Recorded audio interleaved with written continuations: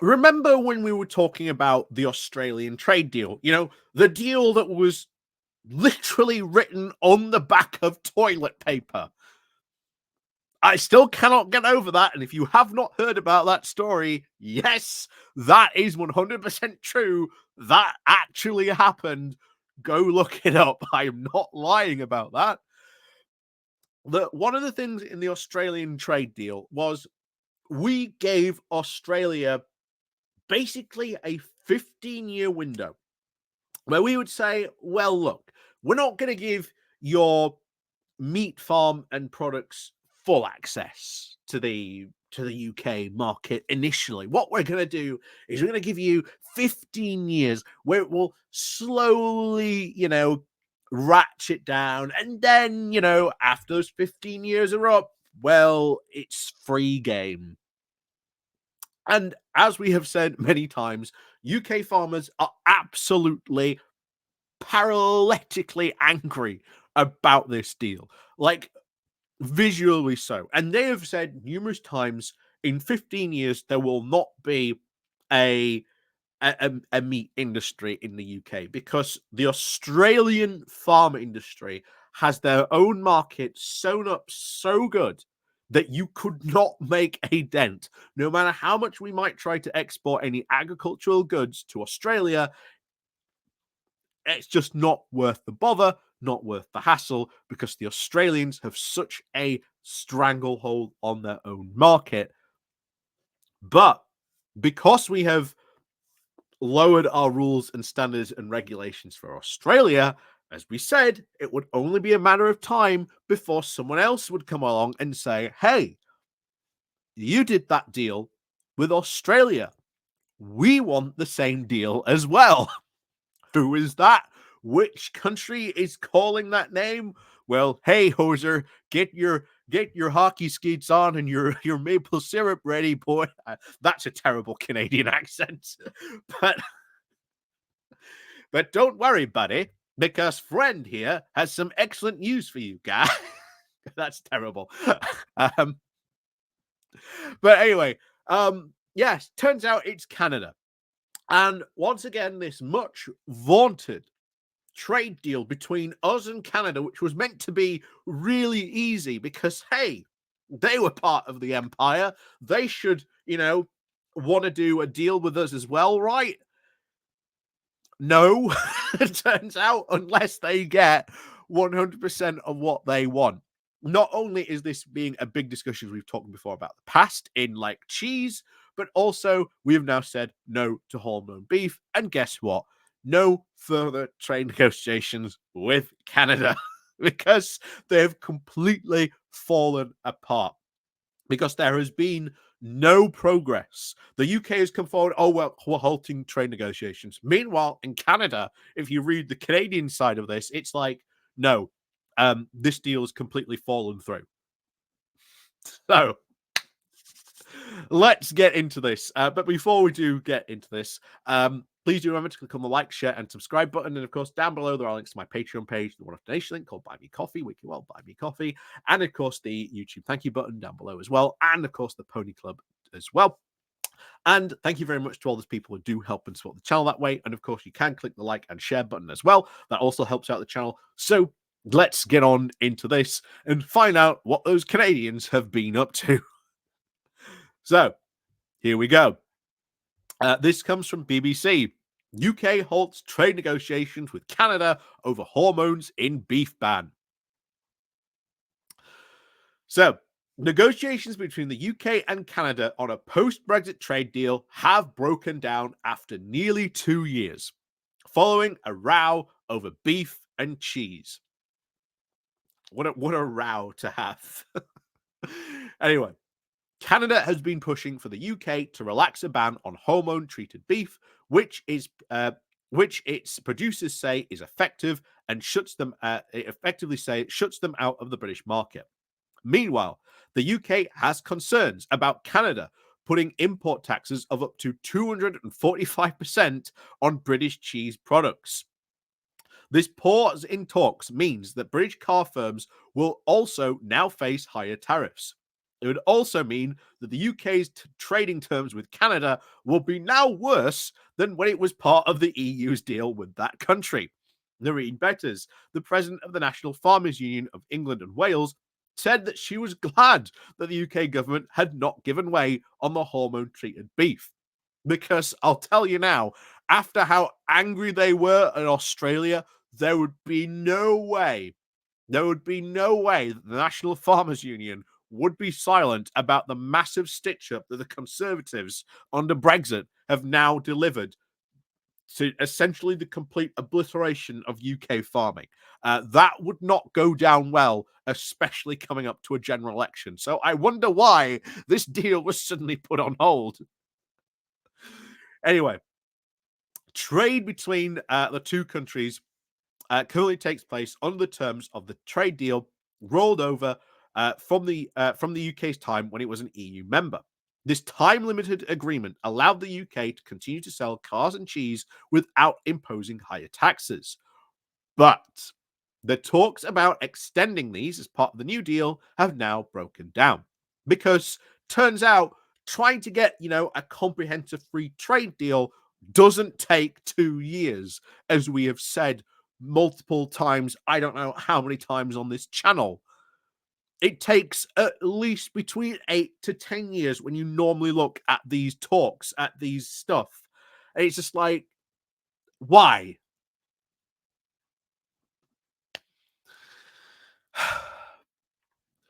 So, it marks that the first time that the UK has formally suspended talks with a trade partner since formally leaving the EU trading regime in 2001. Talks between the two countries were on reaching a bespoke trade agreement have been taking place since March of 2022. A spokesman for the UK government said it reserved the right to, quote, pause negotiations with any country if progress is not being made. We have and will always say that we'll only negotiate trade deals that deliver for the British people, they added. Well, that's not how trade deals work, unfortunately. But, turns out every day is a school day for this particular Brexit government. They also said that we do remain open to restarting talks with Canada in the future to try and build a stronger trading relationship. Bear in mind, as we said, if you look at the Canadian papers talking about this, they're like, yeah, these talks have fallen through. Yeah, UK trade deal, not going to happen. So, a UK government source also said that if Canada does come back to the table with a serious offer and desire to make progress, we are all ears. A spokeswoman for Canada's Trade Minister, Mary Nang, said that she was, quote, disappointed at this pause in talks and had communicated this to the UK Business Secretary, Minette Batters, saying that their decision to continue to maintain market access barriers for our agricultural industry and an unwillingness to reach a mutual agreement has only stalled negotiations, a spokesman added. Yeah, because allowing this hormone-treated beef, removing this, would basically open the floodgates not only for Australia, because Australia would come back knocking immediately, New Zealand, a whole host of other countries saying, yeah, you got rid of that ban, in we go. It would be very, very bad for the UK farming industry for that to happen. And the Conservatives would absolutely get annihilated at a general election if they relied on this. Because remember, this was yet another big Brexit promise. We won't allow chlorinated chicken. We won't allow hormone-grown beef, said Michael Gove. At least they might have stuck to their guns on this one. Although, well, for survivability reasons, more so than, actually doing anything about a proper trade deal. So they continued. They said that the UK is a long-standing trade partner, and while I'm confident that we can negotiate terms that is a win-win for Canada and the UK, let me be clear. We will not negotiate an agreement that is not good for Canadians and not good for our Canadian businesses, farmers, and workers. Gee, you've got one side that says we want to get the best deal for British people, and on the other side you've got another one that's going, yeah, we're going to deliver the best deal possible for Canadians, Canadian businesses, farmers, and workers. This is how trade deal goes. It's who has the most leverage in sides gets it. That has to be give and take. But guess what? The UK and the Conservatives know that if they gave in on this, they would get absolutely um, taken out back by the farmers. That is under no delusions about that. So they have at least slightly committed to continuing something there. So the total trade between the two countries was worth at least 19.2 billion in 2022, according to the UK government, with UK imports from Canada worth about 7.3 billion and UK exports to Canada worth over 11.8 billion. Miss Batters, the UK's said that the UK's decision would be a relief for farmers. Yes, it would be an absolute relief for farmers because they have been dreading this since the Australian trade deal. She told BBC Radio 4's Today programme that she was pleased with the government that has stuck to its line and not given way. We have already damaged our economy and agricultural sector by fully liberalising on trade deals with Australia and New Zealand, and we had to take a strong line on this. Yep. Like I say, as soon as you allowed Australia and New Zealand to do this, it was only a matter of time before someone else said, yeah, we're going to force this open. So, the Canadian Cattle Association has now said that it backs its government's hardline approach on beef rules, adding that if the UK, quote, had shown no indication that it is prepared for to fully accept Canada's food safety system, which is widely recognised as one of the finest in the world, then why are European food standards like the highest in the world? Again, currently where we still have those high food standards. But again, this does prove problems. These hormone grown beef has been shown, as we said, in the EU to have long-term health problems. If you feed your population this, does have some long-term health problems. Also, not very good for the animal welfare either. And we, especially in the UK and in Europe, do really care about our animal welfare. So, Labour's Shadow Business Secretary, Jonathan Reynolds, said that this was very concerning news and another significant failure from the Conservatives to honour their promises. Rather than trying to strengthen our trading position post-Brexit, these failures have left us now in a weaker position, particularly for the automotive sector. The S&P International Trade spokesman, Richard Thomas, said that Westminster's Brexit had now damaged the UK's potential for global trade and has dragged Scotland's economy down with it. Former Environmental Secretary George Eustace, remember George Eustace, big environmentalist, meant to be really leading the charge on this and being the big standard bearer for the National Farmers Union in leading this rebellion, told the BBC that the UK was absolutely right to suspend negotiations and that Canada, quote, should accept that they need to comply with British food standards. You're like, this is international trade. You have to have give and take, and you have to find yourself sometimes having to accept another country's rules because they will accept yours in another area. But of course, we weren't prepared to sit down on this. But funny as always, every time. So, Mr. Useless, who is also a fierce critic of the UK-Australian trade deal, said that the government had to ensure that any access granted for hormone-free beef from Canada is still matched with the UK access of dairy into the Canadian market. The Commons Speaker, Lindsay Hoyle, also expressed frustration that the halting of the talks was announced to the media before MPs. Wow! Kimmy Badnock's done it again. She does this every single time.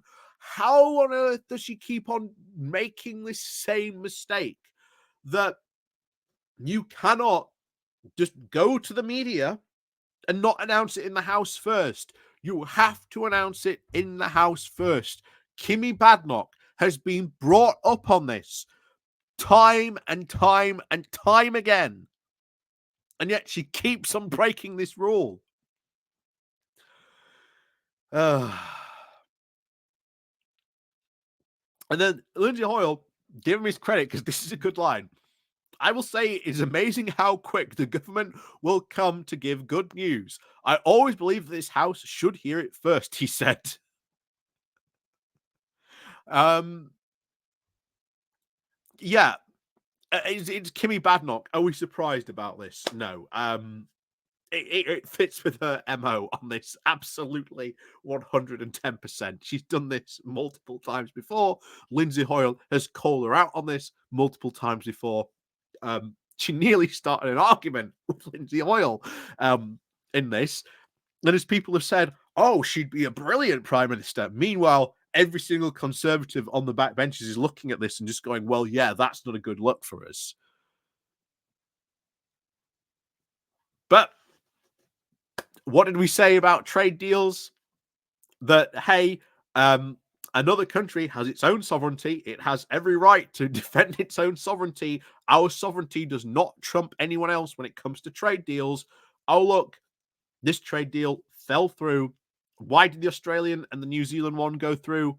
Well, because Boris was desperate and Liz Truss was desperate. And we're like, right, we'll just sign anything to get a trade deal done at this point. Oh, look, Brexit's working. Brexit benefit. Kimmy Badnock inherited this, of course, from Liz Truss during her time. And uh, again, they knew that if they allowed this in, the farmers would cause an absolute riot. This would be yet another Brexit promise broken. And of course, at the end of the day, this Canadian trade deal is not worth a lot. You heard the numbers there. Yes, to you or I individually, that is a lot of money. But when you're talking the grand scheme of international trade, those things are merely drops in the ocean. Like I say, we still have more trade with the EU. We have not replaced any of our trade with any other sort of, foreign partner because the EU is our closest market. It is the biggest market that's on our doorstep. Why on earth do you ignore it? It does not make sense. Doesn't make any sense economically. Does not make any sense businessly. And of course, eventually, it's not going to make much sense politically with this either. So, as always, thank you very much for watching. And of course, as always, we'll see you all next time.